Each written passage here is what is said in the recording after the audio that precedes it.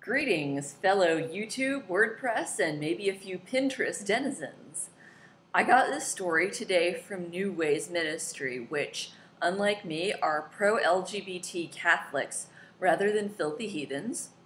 It concerns the U.S. Conference of Catholic Bishops and how they feel about the latest iteration of the Violence Against Women Act. Not that they can do anything about it at this point, but of course, they think they're entitled to spray their turds all over the walls of public discourse, no matter how low they allow their credibility to sink. I read the bishop's statement about the new VAWA, and I tried to write a blog post about it earlier today, but my sober brain kept putting up walls to shield my unconscious mind from the truckload of irradiated manure that the bishops held ready to toss into any room stupid enough to open a door. So I came home and, with the help of my trusted friend Johnny Walker, have put together an analysis of the USCCB's latest bout of pathological posturing.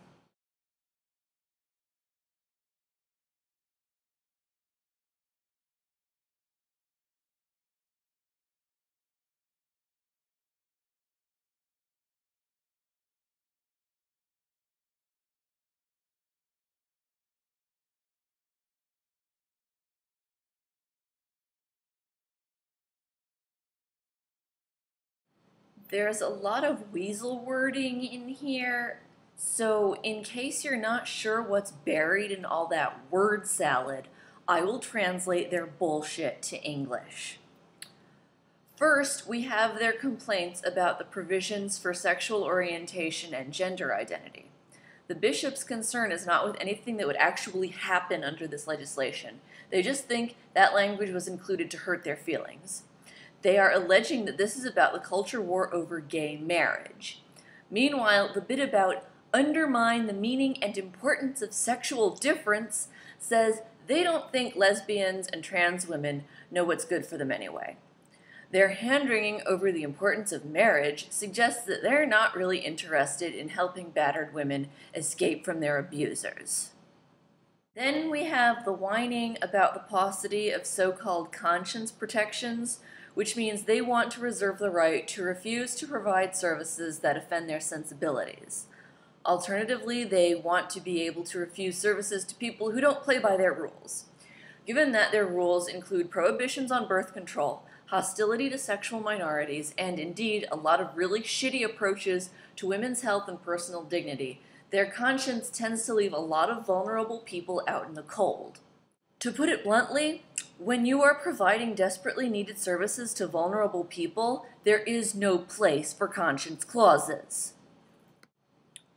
If your conscience prevents you from providing needed services to all who come to you for help, then you need to get out of the way. Your freedom of religion does not mean you are entitled to public funding. What about the religious freedom of the women who have been forced into prostitution and are trying to get their lives back? The law does not protect you while it constrains everyone else.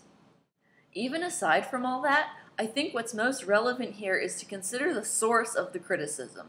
We have a club of theoretically celibate men who refuse to let women into their ranks, who oppose birth control access at every opportunity, who have a well-documented global history of enabling sex offenders, and they see VAWA, a law which has actually had some success at reducing sexual violence, and they want to make it all about them. The Catholic Church and all its national subsidiaries have no credibility in advancing the rights of women to do anything but stay home and make all the babies. They should not be in this discussion. Their opinion in this arena is worse than worthless. It is toxic. They are the arsonist presuming to give helpful advice to the fire department. Bishop Stephen E. Blair of Stockton, California, chairman of the Committee on Domestic Justice and Human Development, we're not interested. Archbishop Salvatore J. Cordeleone of San Francisco, chairman of the Subcommittee for the Promotion and Defense of Marriage, your presence is a net negative in this discussion. Bishop Kevin C. Rhodes of Fort Wayne, South Bend, Indiana, chairman of the Committee on Laity, Marriage, Family Life, and Youth, We don't want to hear what you have to say.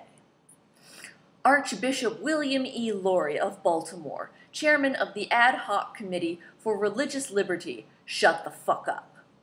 Archbishop Jose H. Gomez of Los Angeles, chairman of the Committee on Migration, this is not your fight.